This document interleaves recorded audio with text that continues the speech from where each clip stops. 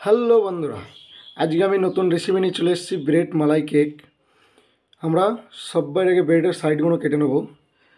সব সুন্দর করে একটা একটা করে কেটে নেওয়ার পরে ঠিক এরকমভাবে কেটে নিয়ে আপনারা যে কোনো ব্রেড ইউজ করতে পারবেন।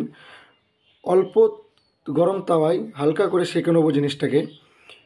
সেঁকে নেওয়ার পরেই সব একটা একটা করে যতক্ষণ সেঁকে নিচ্ছি ততক্ষণে আপনারা চ্যানেলটাকে সাবস্ক্রাইব লাইক করে দেবেন আর নতুন নতুন রেসিপি পাওয়ার জন্য কমেন্ট করবেন।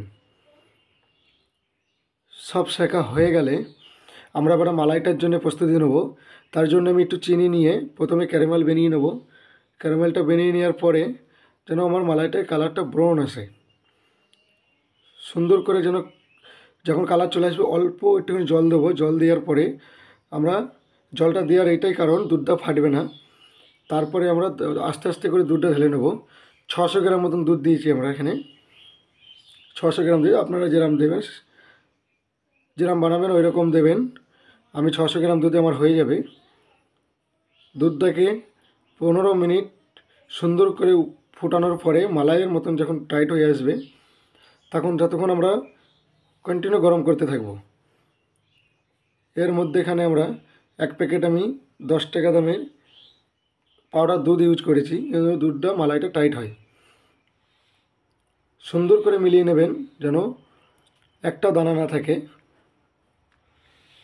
পুরোটা যতক্ষণ মিলাচ্ছে একবার আপনারা বাড়িতে বানিয়ে দেখেন, অসাধারণ সুন্দর লাগে খেতে।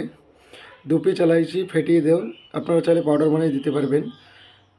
পরিমাণ মতন চিনি দেবেন। কেশর থাকলে কেশর নেবেন, ওটাকে ভিজিয়ে নেবেন। ভিজিয়ে নেওয়ার পরে রেখে দেবেন, অটোমেটিক কালারে চলে আসবে অতি। তারপরে আমরা ফোটাতে ফোটাতে দেখুন কইটুকু হয়ে গেছে দুধ। এবার আমরা কেশরটাকে ঢেলে দেবো। দেখুন কত সুন্দর কালার এসছে। এবার ঢেলে দেবো। তারপর কন্টিনিউ ফোটাতে থাকবো আমরা। এবার ব্রেডগুলো সাজিয়ে নেবো। পুরো সাজিয়ে নেওয়ার পরে সুন্দর করে আগে সাজিয়ে নেবো আমরা।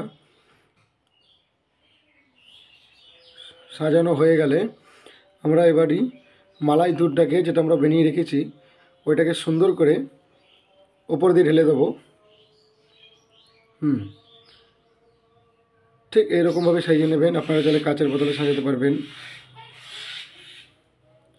তারপর মালাই দুধটাকে এর ওপর দিয়ে ঢেলে দেবেন আপনারা।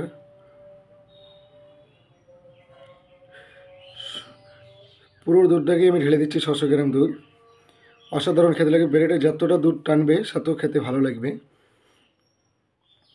আমি এবারে ওপর দিয়ে ড্রাই ফ্রুট ইউজ করেছি, কাজু আর বাদাম। আপনারা চাইলে আরও অন্য ড্রাই ফ্রুট ইউজ করতে পারবেন। আমি কাজু আর বাদামটা ইউজ করেছি।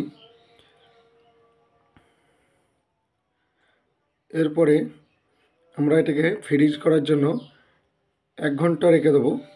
আমি 1 ঘন্টা রাখবো বলে ডিপে রেখেছি। আপনারা যদি আজকে বানিয়ে কালকে খান নর্মাল ফ্রিজে রাখতে পারবেন। আমি ডিপে রেখেছি। এবার 1 ঘন্টা পর আমি বের করে নেব। বের করার পর এরমভাবে খাবেন, অসাধারণ লাগে ফ্যামিলির সাথে। আমি তো ফ্যামিলির সাথে বানিয়ে খেয়েছি, অসাধারণ লেগেছে।